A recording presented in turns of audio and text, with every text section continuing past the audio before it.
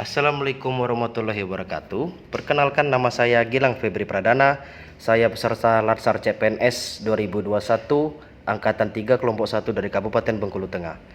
Di sini saya akan menjelaskan tentang apa itu dimaksud efektivitas, efisiensi, inovasi, kreativitas, dan mutu.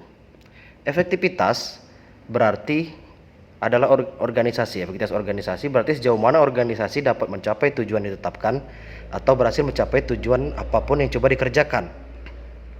Efektivitas organisasi tidak hanya diukur dari performance untuk mencapai target atau rencana mutu itu, tapi juga diukur dari kuantitas, ketepatan waktu, dan alokasi sumber daya, melainkan juga diukur dari kepuasan dan terpenuhinya kebutuhan pelanggan.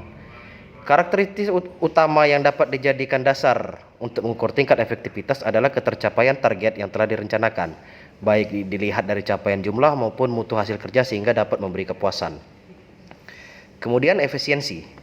Efisiensi organisasi adalah jumlah sumber daya yang digunakan untuk mencapai tujuan dari organisasi tersebut. Efisiensi organisasi ditentukan oleh berapa banyak bahan baku, uang, dan manusia yang dibutuhkan untuk menghasilkan jumlah keluaran tertentu.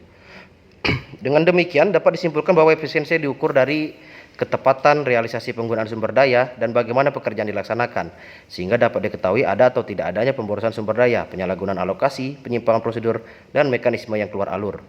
Karakteristik utama yang dapat dijadikan dasar untuk mengukur tingkat efisiensi diukur dari penghematan biaya, waktu, tenaga, dan pikiran dalam menyelesaikan kegiatan.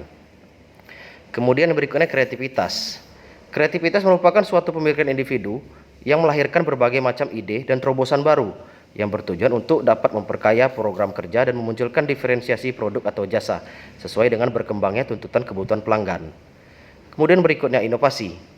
Inovasi adalah dorongan kebutuhan organisasi atau perusahaan untuk beradaptasi dengan tuntutan perubahan yang terjadi di sekitarnya. Perubahan bisa dipicu antara lain oleh pergeseran selera pasar, peningkatan harapan dan daya beli masyarakat, pergeseran gaya hidup, peningkatan kesejahteraan, perkembangan ekonomi, pengaruh globalisasi, serta kemajuan ilmu pengetahuan dan teknologi.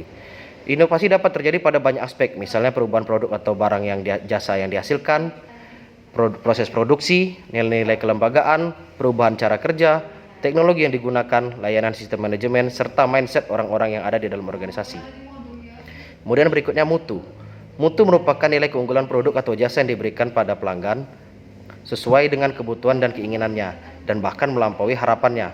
Mutu merupakan salah satu standar menjadi dasar untuk mengukur capaian hasil kerja mutu. Juga dapat dijadikan sebagai alat pembeda dan pembanding dengan produk atau jasa jenis-jenis lainnya yang dihasilkan oleh lembaga lain sebagai pesaing.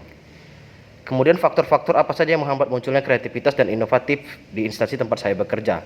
Yang pertama yaitu kurangnya sarana dan prasarana untuk mengaplikasikan kreativitas dan inovasi kita dalam menjalankan tugas. Kemudian yang kedua, kurangnya sikap terbuka dalam lingkungan kerja kita untuk menerima inovasi-inovasi terbaru dalam menjalankan tugas. Kemudian yang terakhir itu kurangnya kesadaran individu untuk mempelajari dan memahami inovasi-inovasi terbaru yang bertujuan untuk menyelesaikan tugas kita dengan cara yang lebih efisien. Terima kasih. Wassalamualaikum warahmatullahi wabarakatuh.